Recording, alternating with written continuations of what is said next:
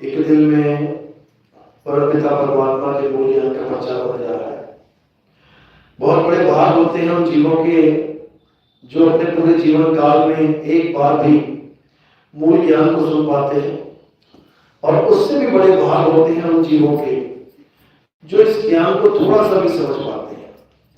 क्योंकि ये ज्ञान सुनने में तो आसान है, आए बैठे 1 घंटा सुन के चले गए, लेकिन इस ज्ञान को समझने में पूरे जन्म का विवेक लग जाता है।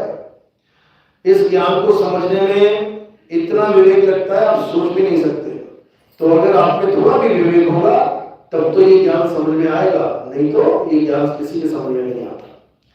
बड़े बड़े ऋषि मुनि पीर पैगंबर औलिया इस ज्ञान को नहीं समझ पाए, खाली हाथ वापस चले गए। तो आज इस मूल ज्ञान का संदेशा एक दिन में दिया जाएगा। जहां तक भी आवाज आ रही है, जो भी सत्संग में शामिल होना चाहता है वो आ सकता है, क्योंकि मालिक का भंडार खुला हुआ है। राम नाम की लूट है, लूट सके तो लूट, और अंतकाल पछताएगा जब प्राण जाएंगे छूट। लेकिन वो कौन सा राम का नाम है, कौन से राम का नाम है, इसको अच्छे से समझना पड़ेगा, तभी जीव का कल्याण होगा। तो सबसे पहले परमपिता परमात्मा के नाम पे जयकार लगाएंगे और फिर सत्संग शुरू करेंगे। बोलिए परमपिता परमात्मा की जय, छोड़ कबीर साहिब की जय, सभी संतों की जय, सभी भक्तों की जय, आज के आनंद की जय, सकल हंस को बंदगी साहिब। तो साहिब समझा रहे हैं कि जब तक तुम्हारे जीवन में सतनाम नहीं आ गया तब तक तुम कितनी ही बंदगी करते रहो, उससे कल्याण नहीं होगा। बंदगी यानी भक्ति करना। लेकिन जब तक सतनाम ही तुम्हारे जीवन में नहीं है तो भक्ति किसकी करोगे? भक्ति कहने को तो सारा संसार कर रहा है। हिंदू भी भक्ति कर रहा है, मुसलमान भी भक्ति कर रहा है, सिख भी भक्ति कर रहा है, ईसाई भक्ति कर रहा है। सारे धर्मों का आधार ही भक्ति है। अगर कोई भी इंसान किसी भी धर्म में है, इसका मतलब भक्ति कर रहा है। वो मालिक को, परमात्मा को, अल्लाह को पाने के लिए कुछ ना कुछ कर रहा है।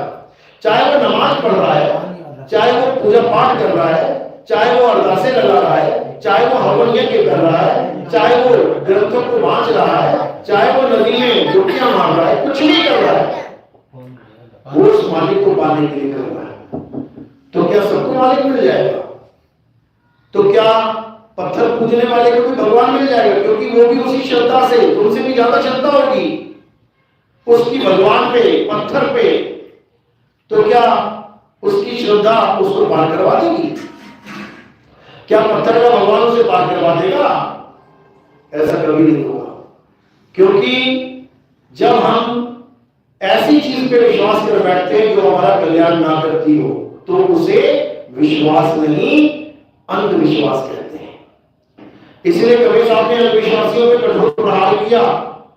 अंधविश्वास तो जितना भी था, अंधविश्वासियों को उन्हीं को साहिब ने अपनी वाणियों के द्वारा चिताया, उनको समझाया कि तुम गलत राह पे आ गए हो, इससे तुम्हारा कल्याण नहीं होगा। साहिब ने कहा, पाथर पूजे हरि मिले तो मैं पूजू पहाड़, और बस ये चाकी भली की सिखाए संसार।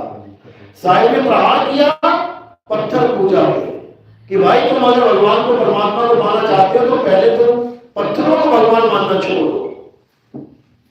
क्योंकि अगर तुमने पत्थर को भगवान मान लिया तो तुम्हारी खोज खत्म हो जाएगी, फिर तुम खोजोगे नहीं मालिक को।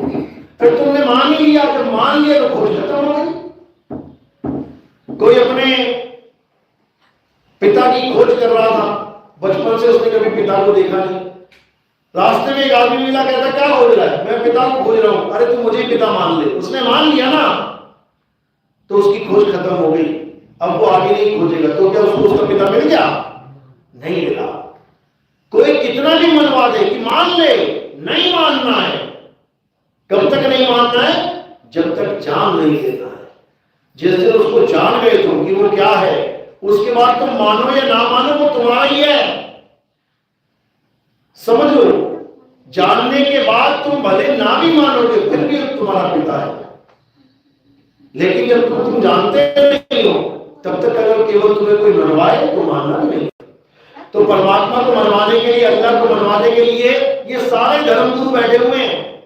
कोई कह रहा है तू इस पत्थर को भगवान मान ले, कोई कह रहा है तो इस नदी को भगवान मान ले, कोई कह रहा है इस पहाड़ को भगवान मान ले, कोई कह रहा है फलाने को भगवान मान ले, ठिकाने को, सबको कहीं ना कहीं हो जाती है। अब वो छूट नहीं रहे हैं, बस जीव इसीलिए फंसा पड़ा है क्योंकि जो चीज पकड़ा दी गई है अब वो छूटने में नहीं आ रही है। छूटेगी कब? जब वो अपना विवेक जगाएगा और जानेगा कि जिसको मैं मान रहा हूं अपना, क्या वो है भी? जिसको मैं परमात्मा मान रहा हूं, क्या वो है भी? जब इस पे विवेक लगेगा, इस पे विचार होगा, इसको परख शक्ति कहते हैं। ये पारखी बन जाओगे आप। इसलिए कबीर साहब ने केवल गुरु धारण करने को नहीं कहा कि कोई भी गुरु धारण कर दो। वो कहते हैं गुरु गुरु में भेद है, गुरु गुरु में भाव, सोई गुरु नितवंती ये शब्द बता के लाओ। भेद बता दिया, गुरु में भेद है। फिर कह रहे गुरु मेरे सभी बड़े, अपनी अपनी ठौर, शब्द विवेक की पारखी, सो माथे का और। यहां पर भेद कर दिया उन्होंने, यानी गुरु में और सतगुरु में भेद होता है, लेकिन लोग जानते नहीं, इसलिए जैसा गुरु जिसको मिल गया उसी को पकड़ के बैठे। यही अज्ञानता है, इसी की वजह से डूबेंगे। एक होता है ज्ञान ना होने की वजह से डूबना, एक होता है ज्ञान हो जाने की वजह से डूब जाना। अब ज्ञान हो जाने की वजह से कौन डूबेगा? जिसको पूरा ज्ञान नहीं मिला। अधूरा ज्ञान कहते ना, अधूरा ज्ञान बहुत खतरनाक होता है तो वो भी ज्ञान लेकिन अधूरा है। जैसे अभिमन्यु को ज्ञान था, उसको ज्ञान था कि चक्रव्यूह को कैसे भेद के अंदर जाना है, उसने सुन लिया था ज्ञान। जब अर्जुन अपनी घरवाली को पूरा ज्ञान सब सुना रहा था कैसे चक्रव्यूह को भेद के निकला जाता है, तो आधा ज्ञान सुना, उसके बाद उसको नींद आ गई। तो वो आधा ज्ञान तो अभिमन्यु ने सुन लिया, इसीलिए भेद के चक्रव्यूह में घुस गया, लेकिन बाहर निकलने का ज्ञान नहीं था। तो ज्ञान तो था उसके पास, आम आदमी तो भेद भी नहीं सकता, लेकिन पूरा ज्ञान ना होने के कारण मारा गया। इसी प्रकार हमें भी पूर्ण ज्ञान ना होने के कारण ये काल भगवान बार बार जन्म और मरण में डाल देता है और कुछ भी नहीं कर पाते। आपको इंसान बना के बैठा दिया उसने, आपको काली शक्ल दे दी, आपको टेढ़ी मेढ़ी आंखें दे दी, आपको टेढ़ा मेढ़ा शरीर दे दिया, पोलियो वाला शरीर। बता तुम क्या कर लोगे? क्या कर लोगे तुम? कुछ भी नहीं कर सकते। तुम्हें पैदा होते तुम्हारी किडनियां फेल करवा दी, क्या कर लोगे तुम? कुछ भी नहीं कर सकते। क्यों? क्योंकि उसके पास एक कर्म का दंड रूपी विधान है। जो तुम कर्म करोगे उसका वो दंड देगा। तुम कुछ भी नहीं कर सकते। अभी चलते चलते एक्सीडेंट हो जाए, सिर पे चोट लग जाए, दोनों आंखें अंधी हो जाए, क्या कर लोगे? कुछ भी नहीं कर सकते। तुम केवल भोग कर रहे हो, भोग रहे हो अपना पुराना कर्म, और ये सबको भोगना पड़ेगा। कुछ कर नहीं सकते। जैसे आज तुम्हें इंसान बना के बैठा दिया है, कल को बकरा बना के बैठा देगा, क्या कर लोगे? बकरे को पूछो तुम बकरा क्यों बन के आ गया, वो क्या कहेगा? अरे भैया जिसने बनाना था बना दिया। कर्मों के हिसाब से आपको बार बार लक 84 में डाला जाएगा, लेकिन निकलने का एक मौका है। एक ही मौका है, दो नहीं मिलेंगे, याद रखना। लक 84 भटक के पौपे अटके आए और अब की पासा ना पड़ा तो फिर 84 जाए। कोई बचाने वाला नहीं है यहां पे। कौन बचाएगा? केवल और केवल पूर्ण ज्ञान। समझ लो, अभिमन्यु के साथ कोई और नहीं गया था कि इसको भेदेंगे दोनों मिलके, मैं तेरे साथ हूं। कौन था उसके साथ? ज्ञान था उसके साथ। वो ज्ञान के द्वारा गया था अंदर और बाहर नहीं निकल पाया क्योंकि ज्ञान अधूरा था। अगर ज्ञान पूरा होता तो 100% निकल जाता, अर्जुन की जरूरत नहीं पड़ती। जो ज्ञान तुम्हें दे रहा है उसकी भी जरूरत नहीं पड़ेगी अगर तुम्हारे पास वो पूर्ण ज्ञान है तो। याद रखो इस बात को। लेकिन अधूरे गुरु के पास अधूरा ज्ञान होता है, वो तुम्हें घुमा फिरा के अपने शरीर से जोड़ देता है कि बेटा मैं पार करूंगा तो तू पार होगा, गुरुजी लेने आएंगे तब मैं सब लोग पहुंचूंगा। जबकि कबीर साहब कह रहे हैं एक डाल दो पंछी बैठे, एक गुरु एक चेला, और गुरु की करनी गुरु भरेगा, चेले की करनी चेला। बेड़ा कर दिया कि गुरु अपनी करनी भरेगा चेला अपनी करनी भरेगा, दोनों पार कैसे होंगे? सत्य ज्ञान से, सच्चे ज्ञान से। अगर दोनों के पास ज्ञान नहीं है तो दोनों 84 में जाएंगे, कोई रोक नहीं सकता माइकल। इसलिए साहब ने कहा कि झूठा गुरु अजगर बना, लख 84 जाए, और सारी संगत चींटी बनी और तोड़ तोड़ के खाए। गुरु भी चला गया 84 में, चेला भी 84 में चला गया। बताओ क्या मिला किसी को? इसलिए साहिब बार बार समझा रहे कि गुरु करो जान के, पानी पियो छान के। ये उस वक्त बोला था, आज क्या है? अरे गुरु करो छान के और पानी पियो जान के। आज पानी में कीड़े नहीं दिखाई देंगे तुम्हें। उस वक्त कुएं का पानी, तालाब का पानी यूज होता था, उसमें कीड़े होते थे छोटे छोटे, तो उसको छाना जाता था कि जीव तुम्हारे अंदर ना चले जाएंगे, जीव हत्या ना हो जाए। लेकिन आज तुम लैट्रिन की टोटी में और आरओ की टोटी में से दोनों गिलास भर के सामने में, तो पहचान के दिखा दे कोई कि ये लैट्रिन की टोटी में से पानी निकाला गया है और ये आरओ का पानी है। यहां पर जानना पड़ेगा, गुरु करो जान के। तो यहां पर गुरु करो छान के हो जाएगा। पहले छान लो अच्छी तरह कि उसके पास मटेरियल क्या है, क्या दे रहा है वो तुम्हें। क्या वो तुम्हें जाप दे रहा है कि बेटा राम राम जपो, राधे राधे जपो, कबीर कबीर जपो, अल्लाह अल्लाह करो, तो समझ जाना नकली गुरु है, अधूरा गुरु है। अगर वो तुम्हें अजपा जाप दे रहा है कि बेटा सोहम सोहम जपो, ओम सोहम जपो, श्वासों में कोई भी नाम जपवा रहा है, समझ जाना कि अधूरा गुरु है। कोई तुम्हें अनंत नाद से जोड़ रहा है, कानों में उंगलियां डालो, 5 नाद को सुनो, 5 नादों में रमो, समझ जाना अधूरा गुरु है। साहिब समझा रहे हैं, जाप मरे अजपा मरे, अनहद भी मर जाए, और सूरत समाई शब्द में वाको काल न खाए। अब वो कौन सा शब्द है? वो है सार शब्द। सार शब्द यानी तुम्हारा सार, यानी तुम्हारा सत्य स्वरूप। तुम्हारा सत्य स्वरूप ही तुम्हारी मुक्ति का कारण बनेगा और कोई नहीं। और तुम्हारा अज्ञान स्वरूप, ये जो काया लेके बैठे हो, यही तुम्हारे बंधन का कारण है। इसलिए साहिब ने कहा कि अब अज्ञान को छोड़ देना है, यानी कि काया से मोह भंग कर देना है। चाहे वो तुम्हारी काया हो, चाहे वो गुरु की काया हो। याद रखना, दोनों मिट्टी की बनी है, दोनों मांस है, हाड है, खून है, लार है, समझ लो। दोनों से मोह भंग करना है। और किसको जानना है? अपने सत्य स्वरूप को, क्योंकि जो तुम्हारा स्वरूप है वही गुरु का स्वरूप है। गुरु अपना ही स्वरूप का ज्ञान तुम्हें देता है, अपने शरीर का स्वरूप साइड करवा देता है, और अपना सत्य स्वरूप ये तुम्हें लखा देता है। सोई गुरु पूरा कहा है, 2 अक्षर का भेद बताए, एक छुड़ाए एक लखाए, तब प्राणी निज घर को जाए। यानी उस सार शब्द का ज्ञान मिल जाएगा जिसको हम अपना निज स्वरूप कहते हैं। तो साहिब समझा रहे हैं कबीर सागर में, अरे तुमसे कहूं मैं नाम विचारी, ना वो पुरुष ना वो ज्योत, ना पुरुष ना नारी। तीनों को खंडन कर दिया साहिब ने।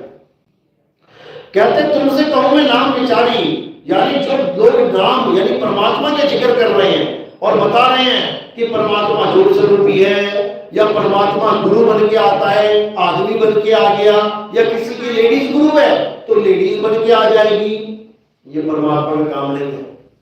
परमात्मा ना तो ज्योति है, ना आदमी और औरत है। परमात्मा क्या है? परमात्मा शब्द है। साहिब समझा रहे हैं, हम है शब्द शब्द हम माही, हमसे भिन्न और कछु नहीं। शब्द ना भिन्न से देही, कहे कबीर हम शब्द सने। यानी मैं स्वयं शब्द हूं। शब्द यानी आत्म स्वरूप। मैं आत्म स्वरूप हूं, देह स्वरूपी नहीं हूं। शब्द ना भिन्न से देही, जब मैं देह नहीं हूं तो तुम देह कैसे हो सकते हो? यही अर्जुन को समझाया कृष्ण जी ने। गीता में भी बहुत अच्छा ज्ञान समझा रखा है, लेकिन उसको कोई समझ नहीं रहा है। कृष्ण जी यही समझा रहे हैं कि हे अर्जुन, तू और मैं और ये जितने राजा महाराजा खड़े हैं, हम सब शरीर नहीं है। शरीर तो नाशवान है, आज पैदा हुए हैं, कल को मर जाएंगे। शरीरों के मारे जाने पर भी हम और तुम और ये राजा महाराजा कभी नहीं मरते। हम सब अमर हैं। अमरता की बात लिखी है गीता में। लेकिन लोग कृष्ण जी को अमर मानते हैं, हनुमान जी को अमर मानते हैं, दुर्योधन को कोई अमर ही नहीं मानता, शकुनी मामा को कोई अमर ही नहीं मानता। जबकि हम सब अमर हैं, A to Z जितने भी जीव मालिक के हैं सब अमर हैं। और कह भी रहे हैं ईश्वर अंश जीव अविनाशी, बोल रहे हैं सब, लेकिन मान नहीं रहे। जिस दिन मान जाएंगे, जिस दिन जान जाएंगे, उस दिन वो किसी पत्थर की पूजा करने वाले नहीं। फिर अविनाशी आत्मा किसकी पूजा करेगी? वो खुद ही अविनाशी है, केवल खुद को जानना है। साहिब समझा रहे हैं तू सिमरन किसका करे? अरे तू ही है आपे आप, तू किसको खोज रहा है भाई? तपस्या कर रहा है, जप कर रहा है, तप कर रहा है, किसको ढूंढ रहा है? किसका नाम जप रहा है भाई? वो तू ही है। अपने आप को जानना पड़ेगा, पहले अपनी अवस्था को बदलना पड़ेगा। अभी हम जीव अवस्था में भटक रहे हैं। जब पी अवस्था मिलेगी मालिक की बंदगी से, कहते साहिब तेरी बंदगी से ये जीव हुए जगदीश। पहले तुम्हें सच्ची बंदगी मिलेगी मालिक की, उसके बाद जब तुम भजन भक्ति करना शुरू करोगे, धीरे धीरे धीरे तुम्हारी श्रोता को, यानी तुम्हारे ध्यान में ये समझ में आने लग जाएगा तुम्हें कि मैं काया नहीं हूं, मैं शरीर नहीं हूं। जब ये समझ में आने लग जाएगा कि मैं शरीर नहीं हूं, तब तुम्हारी खोज और प्रबल हो जाएगी कि फिर मैं क्या हूं? मैं शरीर नहीं हूं तो मैं क्या हूं? उसके बाद जब तुम भक्ति स्टार्ट करोगे, उसके बाद तुम्हें जो अनुभव होगा वो होगा तुम्हारा सत्य अनुभव, तुम्हारा सच्चा अनुभव। दो प्रकार के अनुभव होते हैं, एक मन माया का अनुभव होता है और एक आत्म अनुभव होता है। मन माया के अनुभव में तत्वों का खेल चलता है। जैसे कोई साधु आंख बंद करके बैठ जाए, उसकी आंखों के आगे प्रकाश ही प्रकाश हो जाए, करोड़ों सूरज चमक जाए उसकी आंखों के आगे, वो किसका अनुभव है? मन माया का अनुभव है। मन माया का अनुभव होता है जो तुम्हें दिखाई दे जाए, कुछ भी दिख जाए। गुरु जी आ गए, तुमने देख लिया, गुरु जी ने तुम्हें बहुत प्यार किया, बहुत अच्छी बात है। तुम्हें लगा मूर्ति में दे गया, परमात्मा ही आ गए। तुम्हें कुछ भी दिख गया, सतलोक दिख गया, अलगलोक दिख गया, अगमलोक दिख गया, नामी लोक दिख गया, तुम्हें सब कुछ दिख गया, सोने की सड़कें, सोने के पहाड़, सब कुछ दिख गया। लेकिन फिर भी याद रखना कि ये तुम्हें दिखाया गया है, यानी मन और माया का अनुभव है। इसी को साहिब ने बोला कि जो दिखे सो माया संतों, जो दिखे सो माया। जो भी तुम्हें अलग दिखाई दे रही है खुद से वस्तु, वो माया का खेल है। अब आत्म अनुभव क्या होता है? आत्म अनुभव होता है तुम्हें खुद का अनुभव हो जाए कि मैं क्या हूं। दिखेगा नहीं कुछ, तुम खुद को कैसे देखोगे? तुम खुद को कभी देख ही नहीं सकते, क्योंकि देखने वाली चीज प्रतिबिंब हो सकती है लेकिन तुम्हारा निज स्वरूप नहीं हो सकता। जैसे तुम शीशे में देख रहे हो, खुद को देख रहे हो कि प्रतिबिंब को देख रहे हो? तुम खुद को देख रहे हो कि प्रतिबिंब को देख रहे हो? शीशे में प्रतिबिंब को देख रहे हो, खुद को नहीं देख सकते। खुद को कैसे देखूंगा? मेरे तो ध्यान ही बाहर को है। अपना चेहरा कौन देख सकता अपनी आंखों से? कोई नहीं देख सकता। इसलिए साहिब ने बोला जैसे स्वान कांच मंदिर में भरमते भूख मरे हो, और कहे कबीर नंदी के सुगना तो कौन पकड़े हो। वो कुत्ता इसलिए पकड़ा जा रहा है क्योंकि वो खुद से अन्य किसी और कुत्ते की तरह ध्यान लगा के बैठा है, यानी खुद से अन्य जो उसका प्रतिबिंब दिखाई दे रहा है उस पर ध्यान लगा के बैठा है, इसलिए भौंक भौंक के मर जा रहा है। अगर वो उस कुत्ते को हटा दे, दिमाग से, नजरों से हटा दे और अपने में लीन हो जाए, तो क्या वो कुत्ता उसको काटेगा आगे? क्या शीशे से कुत्ता निकल आएगा बाहर काटने के लिए? कोई उसका कोई बिगाड़ नहीं सकता। लेकिन फिर भी वो अज्ञानता में उस कांच के मंदिर में भौंक भौंक के मर जाएगा। उसकी मौत का कारण कौन है? वो कुत्ता नहीं है, उसकी मौत का कारण है अज्ञान। इसी प्रकार हमारी मौत का कारण क्या है, यानी हमारे जन्म मरण में बार बार आने का कारण क्या है? अज्ञान। क्योंकि हम उस चीज को देख रहे हैं जो हमसे भिन्न है। और साहिब समझा रहे हैं हमें शब्द शब्द हम नहीं, हमसे भिन्न और कछु नहीं। अगर तुमसे भिन्न कोई भी चीज दिखाई देती है तुम्हें,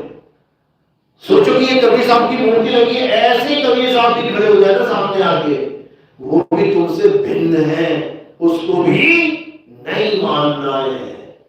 क्योंकि असली कबीर वो नहीं जो दिखेगा, असली कबीर वो है जो देखेगा, वो है असली कबीर। अरे कबीर कबीर क्या करे, तू खो जा अपन शरीर और 10 इंद्रियां बसरे कर, तू आपे आप कबीर, तुम ही हो वो, लेकिन तुम खुद को जान नहीं पा रहे हो, इसलिए खुद से अन्य किसी की आस में लगे पड़े हो, कभी नहीं मिलेगा। दूध अगर घी को खुद में ना ढूंढते हुए कहीं और ढूंढने लग जाए, कभी नहीं मिलेगा। इसलिए साहिब ने कहा, अरे जो तिल माही तेल है और जो चकमक में आग, तेरा साईं तुझ में है और जाग सके तो जाग। जब मेरा साईं मुझ में है तो मुझे खुद से अलग कैसे दिखेगा? इसी में सब उलझे पड़े हैं। यही माया का असली खेल है। इसी को दृष्टा भाव कहते हैं। दृष्टा भाव में बड़े बड़े ऋषि मुनि फंस गए, राम जी के गुरु तक, वशिष्ठ गुरु तक फंस गए। गीता का ज्ञान दिया उन्होंने, लेकिन दृष्टा भाव को नहीं समझ पाए, उसी में अटक गए। दृष्टा कोई सत्य कह के चले गए। साहिब ने मना किया कि दृश्य और दृष्टा इन दोनों से ऊपर तुम्हारा निज स्वरूप है, क्योंकि दृष्टा भाव उसको कहते हैं जो दृश्य को देखता है, और दृश्य क्या है? माया। तो माया को देखने वाला माया में ही तो लिप्त है। जो माया को भी ना देखे और माया भी वहां ना रहे, यानी दृश्य भी खत्म और दृष्टा भी खत्म, यानी देखना दिखाना भी खत्म। अब क्या है? अब अपने आप में समाना है। देखना दिखाने वाला काम खत्म, अब समाने वाला काम शुरू। सूरत समाए शब्द में और वाको काल न खाए, ये जाप मरे अजपा मरे अनहर नहीं मर जाए। ये सारे नाम, ये सारे जितने भी मंत्र जंत्र है, सब त्याग दो। ये सब हिंदू मुस्लिम सिख ईसाई का जितना भी अल्लाह मचला है, ये शब्दों का, अल्लाह बड़ा राम छोटा, राम बड़ा अल्लाह छोटा, ये सब त्याग दो। तुम्हारे कहने से ना तो अल्लाह बड़ा हो जाएगा, ना ही राम छोटा हो जाएगा। तुम्हारे कहने से कुछ नहीं होने वाला, केवल तुम्हारा जन्म बर्बाद होगा। लड़ लो मर लो बढ़ लो, कोई फायदा नहीं इसका। इसलिए इन सब चीजों को छोड़ दो। एक छुड़ाए, ये सारे नामों को छुड़ा के उसमें राम का भी छूट गया, अल्लाह का भी छूट गया, तुम्हारा भी छूट गया, हमारा भी छूट गया, सबके नाम छूट गए। एक रखाए, अब उसका रखाव कराएंगे जो सब में विराजमान है। हिंदू में भी है, मुस्लिम में भी है, सिख में भी है, ईसाई में भी है। जो भगवान को मानता है उसमें भी है, जो भगवान को नहीं मानता उसमें भी है। अब उसका रखाव चलेगा और उसी को आत्म स्वरूप कहते हैं। इसलिए साहिब ने बोला, जल में नींद प्यासी, अरे मुझे देखती आवे हासी, आत्म ज्ञान बिना नर भटके, कभी काबा कभी काशी। उन्होंने दोनों की क्लास लगा दी कि हिंदू कहां भटक रहा है? काशी में। मुसलमान कहां भटक रहा है? काबा में। क्यों भटक रहा है? कारण क्या है? आत्म ज्ञान बिना नर भटके। आत्म ज्ञान यानी मुझे मेरा ज्ञान हो जाए। जैसे कहते हैं आत्महत्या, किसकी हत्या करना है? पड़ोसियों की। आत्महत्या का मतलब जो खुद के शरीर की हत्या कर दे। आत्मरक्षा मतलब जो अपनी रक्षा करे। आत्म निर्भर मतलब जो खुद पे निर्भर हो जाए। आत्म कल्याण मतलब जो खुद का कल्याण करे। आत्म साक्षात्कार मतलब जिसको खुद का साक्षात्कार हो जाए। आत्म कथा मतलब जो खुद की कथा लिखे।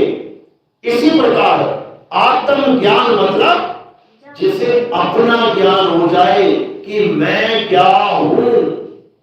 जैसे ही अपना ज्ञान हो गया, चाहे 1 माइक्रो सेकंड के लिए भी हो गया, 1 सेकंड का 100वां हिस्सा, उतने समय के लिए अगर आपको आत्मज्ञान हो गया, एकदम चेत जाओगे, एकदम समझ में आ जाएगा, अरे बाप रे ये हूं मैं, और मैं अपने आप को क्या मान बैठा हूं? बच्चा, बूढ़ा, जवान, आदमी, औरत, गोरा, काला, मोटा, पतला, अरे भाई ये काया है, ये काया है, मैं नहीं हूं। ये मेरी गाड़ी है। किसी को बढ़िया नई गाड़ी मिल गई, किसी की गाड़ी बेचारी पंचर हो रही है, पुरानी हो गई, लगता स्टार्ट हो गई है। ये गाड़ियां हैं, मैं नहीं हूं। मैं क्या हूं? मैं अजर अमर अविनाशी चैतन्य स्वरूप हूं, लेकिन अपने आप को जान नहीं पा रहा हूं, इसलिए बार बार जन्म मरण में चक्कर खा। अब जब गुरु मिल गए, सदगुरु की दया हो गई, बंदी छोड़ने आपके जीवन में सदगुरु भेज दिया, अब आपको आत्म स्वरूप प्राप्त करने से कोई नहीं रोक सकता। लेकिन उसकी भी एक शर्त है। क्या शर्त है? कि पूरा विवेक जगा हो और पूर्ण विश्वास हो। विवेक जगने के बाद विश्वास करना है, पहले नहीं, क्योंकि अविवेकी हमेशा अंधविश्वासी होता है, विवेकी कभी अंधविश्वासी नहीं होता। विवेकी तो नील छीनकर निगड़ा कर देता है कि सत्य क्या है, सत्य क्या है। इसलिए साहिब ने विवेक को सलाम बोला है, विवेक की महिमा गाई है। ये विवेकी बनो। और ये जितने गुरु बनने बैठे हैं, संगत लेने के 20,000 50,000 लोग, विवेक के नाम पे जीरो में हम के लिए क्या बोला? अरे फूटी आंख विवेक की, और लगे ना संत असंत, जाके संत 10-20 हैं और वाको नाम महंत। जिसके साथ 10-20 लोग आ गए जय जयकार करने वाले, फल फूल चढ़ाने वाले, वो महात्मा बन गया, गुरु बन गया, भले उसकी फूटी आंख विवेक की। उसको ये भी समझ में नहीं आ रहा कि जो मैं नाम जप रहा हूं, ना तो मेरा कल्याण होगा ना मेरी संगत का कल्याण होगा, दोनों 84 में जाएंगे। लेकिन महंत लिखवा के बैठा हुआ है, गद्दी नशीन 1008 महंत फलाना ठिकाना, बताओ उससे क्या होगा? 84 में पड़ेगा जाके, हालत खराब हो जाएगी।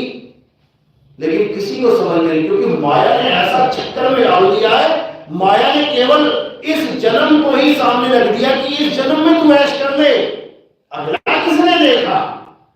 इसी चक्कर में सब माया के गुलाम हो गए हैं कि अरे नहीं भाई, इसी जन्म में ऐश करनी है। और सबसे बढ़िया है, राम नाम के नाम पे ही हो रही है। भगवान के नाम पे पहले भगवान के भगत क्या करते थे? पहले अपनी संपत्ति त्याग के जंगल में चले जाते थे। आजकल बाबा लोग क्या कर रहे हैं? जो जंगल में भी रहते हैं वो संपत्तियां बना रहे हैं। वो जंगल में बाबा रहते हैं, वो मकान बनवा रहे हैं, दुकान बनवा रहे हैं, आश्रम बनवा रहे हैं जंगल। भैया तुम्हें जंगल में आश्रम की क्या जरूरत पड़ गई? इतना बुरा हाल है। पुराने संतों ने माया त्याग के परमात्मा को पाना चाहा, आज के संतों ने परमात्मा के नाम पे माया को प्राप्त करना चाहा। उल्टी खोपड़ी हो गई है सबकी, और इसका फल सबको मिलेगा। कबीर साहब कहते हैं एक भी नहीं बचेगा। क्यों? कह रहे भगत के अन्न में अरे बड़े बड़े दांत हैं, और भजेगा तो बचेगा, नहीं तो फाड़ देते हाथ हैं। वो तो साहब कह रहे भजन करेगा और जो माल आ रहा है उसको प्रचार में लगाएगा तो बचेगा। कोई गलत फहमी में ना रहे कि जो मुझे माल मिल रहा है मेरे लिए मिल रहा है, तुम्हें कभी ना मिलता। तुमने राम का सहारा लिया, तुमने अल्लाह का सहारा लिया, तुमने वाहिगुरु का सहारा लिया, इसलिए लोगों ने तुम्हें दिया। तुम्हारे लिए नहीं है, मान के देख लेते। बिना भगवान के नाम के, बिना चोले के, बिना अचला लंगोटी के मांग के देख लेते, मिल जाता क्या? मिला है तो इस भेष के लिए मिला। और इस भेष का क्या धर्म है?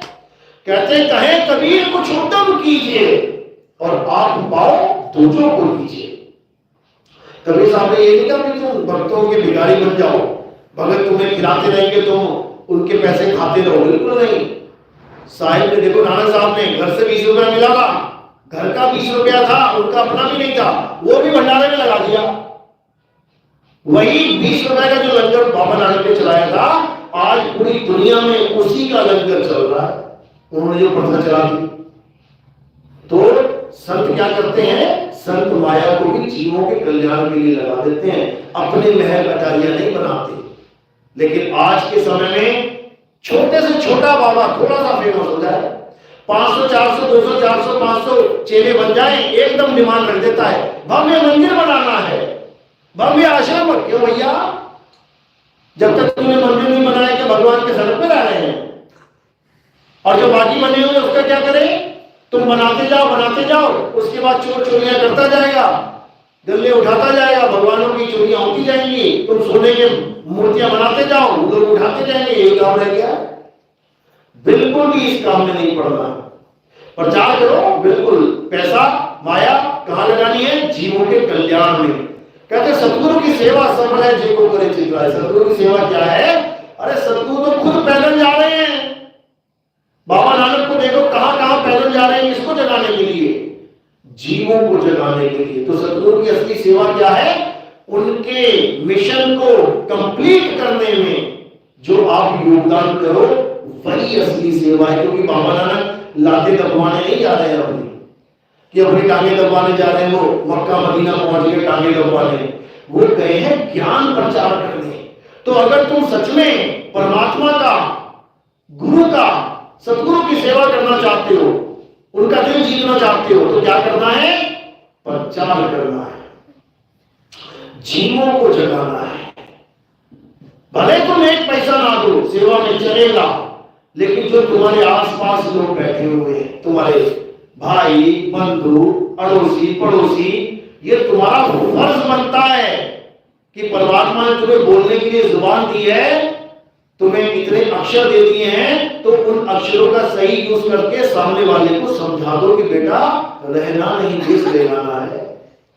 ये संसार कागज की पुड़िया भूल पड़े भूल जाना है, रहना नहीं देश बेगाना है।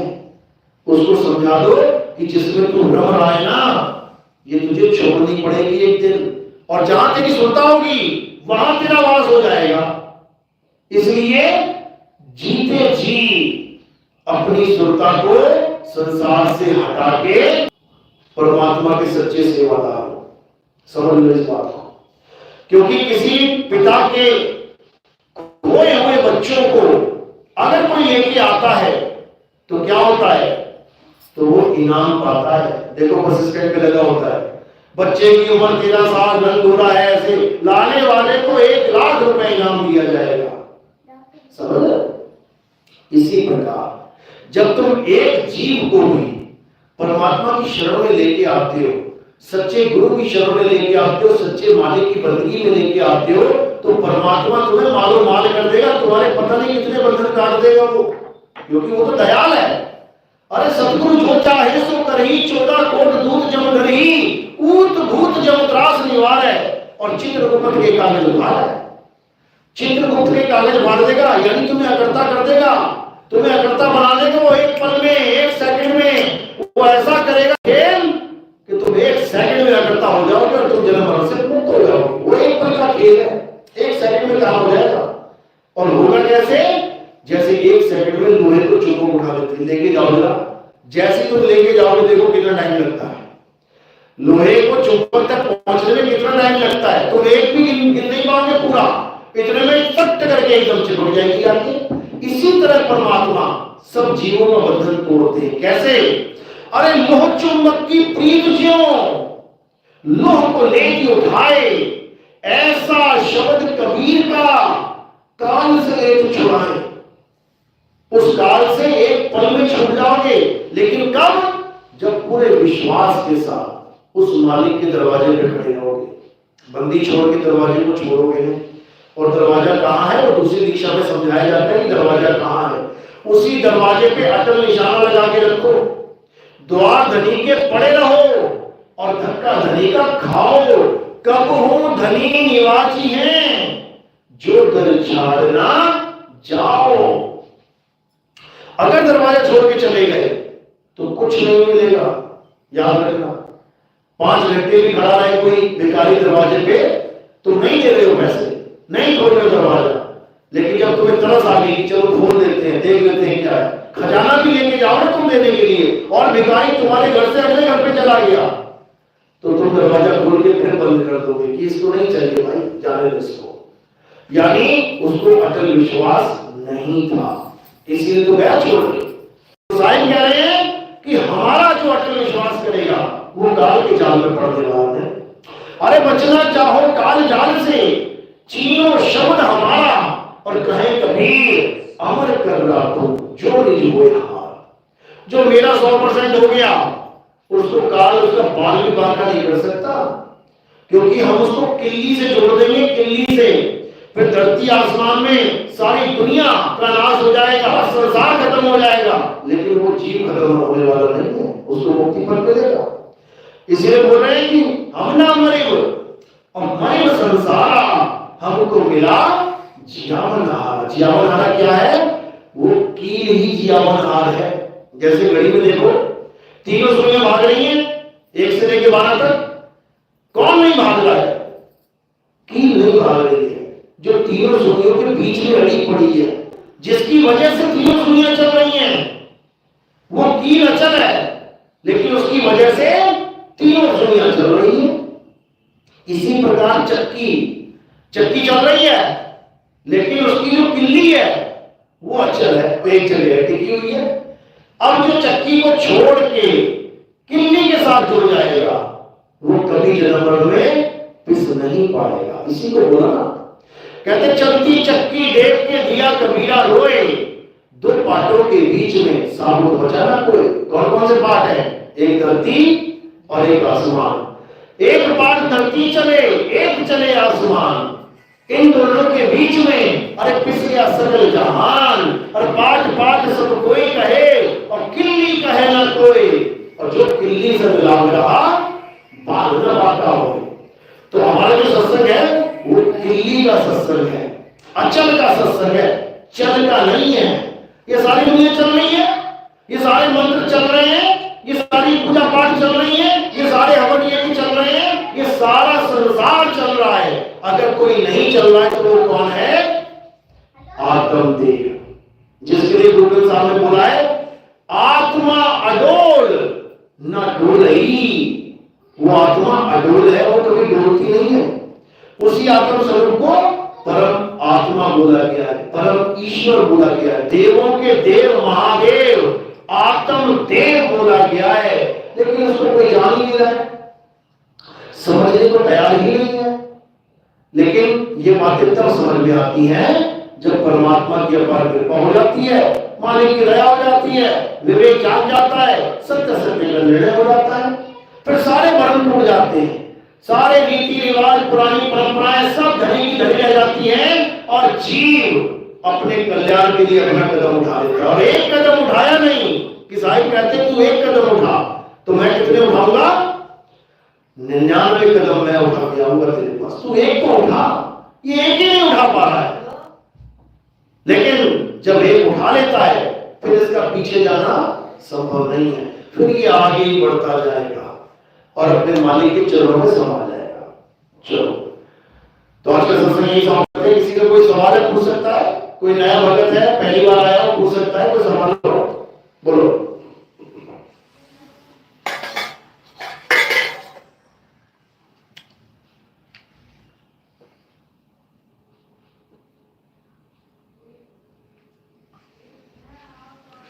नहीं है कोई सवाल? नहीं गुरुजी, हम पूछना चाह रहे थे। हाँ पूछो। नहीं तो नहीं है, पहले हाँ हाँ हाँ बोलो। पहले भी आए हम आपके यहाँ, पहले भी आ चुके हो? हाँ पूछो। तो हमें करना क्या चाहिए? पहले आए हो, नाम तो नहीं लिया ना अभी, नाम दीक्षा तो नहीं हुई है, गुरु जी से ना, कोई बात नहीं। देखो मुझे नहीं पता क्या कहते थे, लेकिन बात इतनी है कि जब गुरु जी खुद सरेंडर हो गए यहाँ पे, गुरु जी ने दीक्षा ली है, तो जितने भी शिष्य हैं उनका क्या फर्ज बनता है? जब राजा किसी के अधीन हो जाता है, सरेंडर हो जाता है, तो उसकी प्रजा भी उसके अंडर हो जाती है। समझ लो इस बात को। पहले तो ये समझ लो कि आप गुरु से ज्ञानी तो नहीं हो ना। आप गुरु जी के पास गए थे, इसका मतलब आप अज्ञानी थे और गुरु जी ज्ञानी थे, तभी तो आप गए। अब अगर गुरु जी आगे का रास्ता बता रहे हैं आपको, तो ये आपका फर्ज बनता है कि अपने गुरु का विरोध ना करके उनके द्वारा बताए गए आगे रास्ते पे अपने आप को ढाल देना है। क्योंकि गुरु कभी पीछे लेके नहीं जाता, गुरु आगे बढ़ाता है। याद रखना, आपने 5वीं का गुरु धारण कर दिया, 5वीं की क्लास पढ़ाएगा आपको, बिल्कुल अच्छी बात है, लेकिन वही गुरु आपको बार बार कहेगा पढ़ ले भाई पढ़ ले, आगे भी जाना है, 6ठी का गुरु इंतजार कर रहा है तेरा। समझे? यानी अगर गुरु आपको आगे भेज रहा है, इसका मतलब वो सच्चा गुरु है, आपका सच्चा हितैषी है।